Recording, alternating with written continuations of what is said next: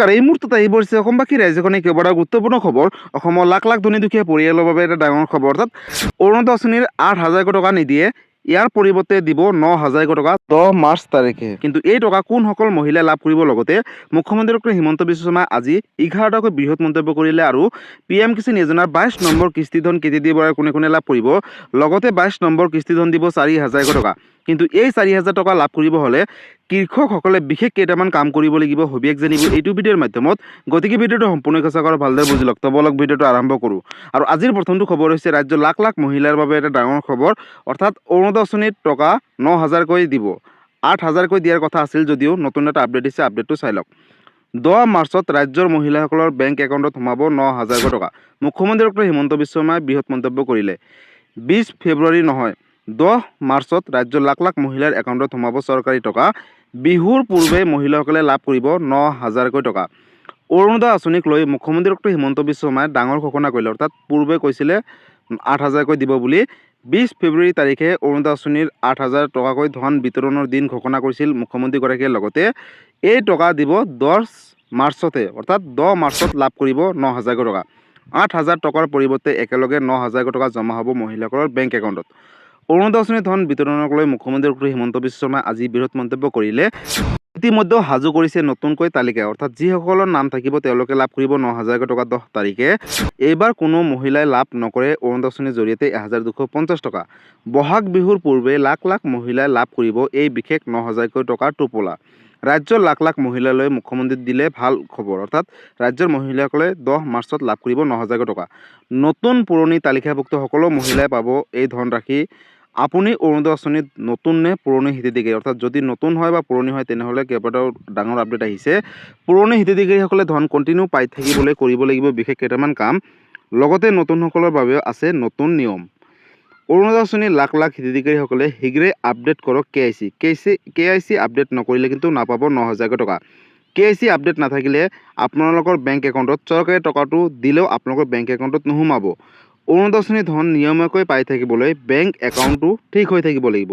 অৰুণোদয় আঁচনিৰ বাবে যিটো মোবাইল নম্বৰ দিছে সেই মোবাইল নম্বৰটো এক্টিভ কৰি ৰাখক, কাৰণ চৰকাৰে যিকোনো সময়ত আপোনালোকক কল কৰিব পাৰে। কিবা কাৰণত যদি মোবাইল নম্বৰটো পৰিৱৰ্তন হয় তেনেহ'লে চৰকাৰক জনাব। এতিয়াৰে পৰা প্ৰত্যেক ব্লক অফিচত এজনকৈ অৰুণোদয় আঁচনি সহায়ক থাকিব। যদি মাহত টকা জমা নহয় তেন্তে ব্লক অফিচত গৈ আপোনালোকে এতিয়াৰ পৰা অভিযোগ দিব পাৰিব। ৰাজ্যত 32 লাখ মহিলাই লাভ কৰিব 10,000 টকা আত্মসহায়ক গোটৰ জৰিয়তে। ইতিমধ্যে 14 লাখ মহিলাই লাভ কৰিলে এই বিশেষ ধন। অৰ্থাৎ আত্মসহায়ক গোটৰ জৰিয়তে বিনা পইচাত দিয়া হ'ব চাউলৰ লগতে দাইল, চেনি, নিমখ আৰু মিঠাতেল।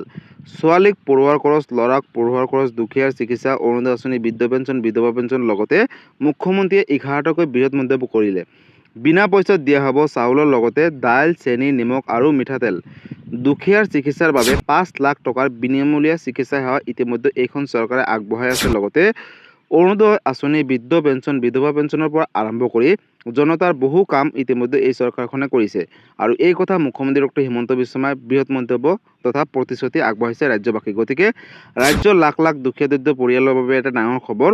যিহেতু 20 ফেব্ৰুৱাৰী তাৰিখে অৰুণোদয় আঁচনিৰ জৰিয়তে প্ৰতিগৰাকী মহিলাক 8,000 টকা দিয়াৰ কথা আছিলে, কিন্তু এই টকা 10 ফেব্ৰুৱাৰী তাৰিখে 9,000 টকা দিব বুলি ইতিমধ্যে মুখ্যমন্ত্ৰী ডক্টৰ হিমন্ত বিশ্ব শৰ্মাই নিজ মুখে ঘোষণা কৰিছে। গতিকে ৰাজ্যৰ লাখ লাখ অৰুণোদয় আঁচনি হিতাধিকাৰীসকলৰ বাবে এটা সুখবৰ।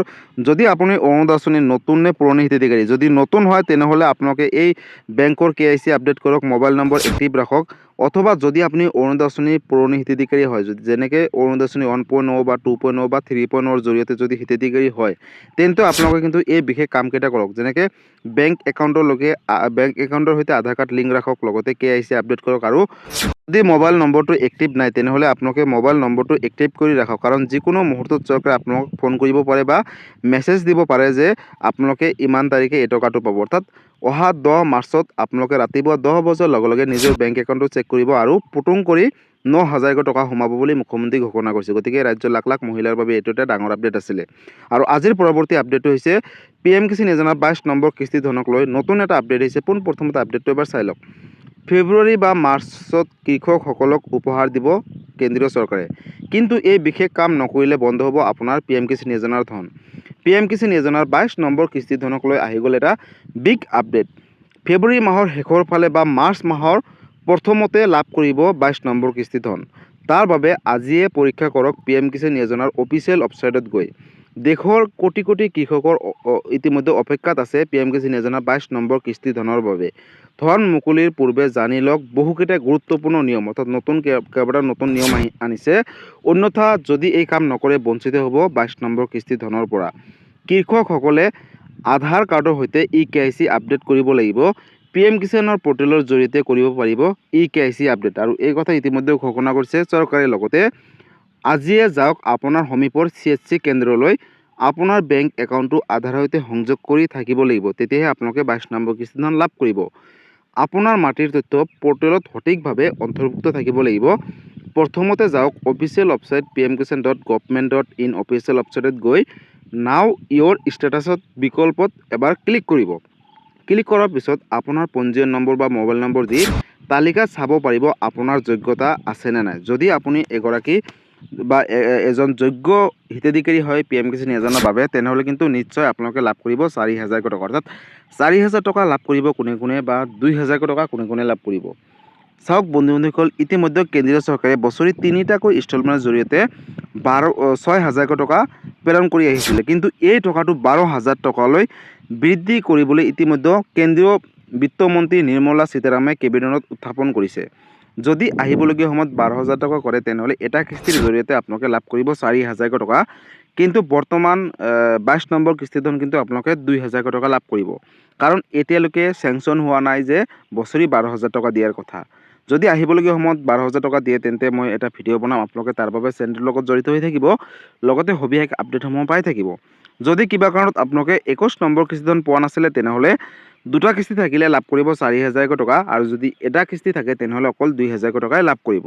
আৰু এই টকাটো ফেব্ৰুৱাৰী মাহৰ শেষৰ ফালে অথবা মাৰ্চৰ প্ৰথম সপ্তাহতে কিন্তু আপোনালোকে লাভ কৰিব বুলি ইতিমধ্যে কেইবাটা ছ'চিয়েল মিডিয়াত আপডেট আহি পৰিছে। গতিকে ৰাজ্যৰ লাখ লাখ কোটি কোটি কৃষকৰ বাবে এটা সুখবৰ। আৰু লগতে যদি আপুনি এগৰাকী যোগ্য কৃষক হয়, তেনেহ'লে কিন্তু আপোনালোকে EKYC আপডেট কৰাটো বাধ্যতামূলক। লগতে ফাৰ্মাৰ ID যদিহে এতিয়ালৈকে বনোৱা নাই, তেনেহ'লে অতি শীঘ্ৰে ফাৰ্মাৰ ID বনাই লওক। লগতে মোবাইল নম্বৰটো আপডেট দি লওক, মাটিৰ জমাবন্দীখিনি আপডেট দিয়ক। আৰু এইখিনি কাম যদি মোবাইলত কৰিবলৈ অসুবিধা হয়, তেনেহ'লে ওচৰ চুবুৰীয়া কম্পিউটাৰ বা CHC চেণ্টাৰ দোকানলৈ গৈ কিন্তু আপোনালোকে এই কামখিনি কৰিব পাৰিব অনলাইনৰ জৰিয়তে। গতিকে 22 নম্বৰ কিস্তি ধন দিয়াৰ আগতে আপোনালোকে এই সবিশেষ তথ্যখিনি ঠিক কৰি লওক আৰু আহিবলগীয়া 22 নম্বৰ কিস্তি ধন লাভ কৰক। গতিকে ৰাজ্যৰ লাখ লাখ কোটি কোটি কৃষকৰ বাবে এইটো এটা ডাঙৰ আপডেট আছিলে। যদি PM কিষাণ যোজনাক লৈ বা অৰুণোদয় আঁচনিক লৈ কিবা সুধিবলগীয়া বা জানিবলগীয়া আছে, আপোনালোকে মোক কমেণ্ট কৰি জনাব, মই নিশ্চয় ৰিপ্লাই দিবলৈ চেষ্টা কৰিম। গতিকে বন্ধুসকল, আজি আছিলে এইটো এটা ইনফৰ্মেটিভ ভিডিঅ' আৰু গুৰুত্বপূৰ্ণ খবৰ। ভিডিঅ'টো চাই কেনেকুৱা পালে, যদি ভাল পালে চেনেলটোত নতুনকৈ আহিছে চেনেলটো ছাবস্ক্ৰাইব কৰিব, লাইক কৰিব। কিবা সুধিবলগীয়া বা জানিবলগীয়া আছে আপোনালোকে মোক কমেণ্ট কৰি জনাব, মই নিশ্চয় ৰিপ্লাই দিবলৈ চেষ্টা কৰিম। লগতে এই ভিডিঅ'টো সকলো অসমবাসী ৰাইজৰ মাজলৈ শ্বেয়াৰ কৰি দিব, যাতে এই ভিডিঅ'টো চাই সকলোৱে এই আপডেটখিনিৰ কথা জানিব পাৰে। ধন্যবাদ। জয় আই অসম।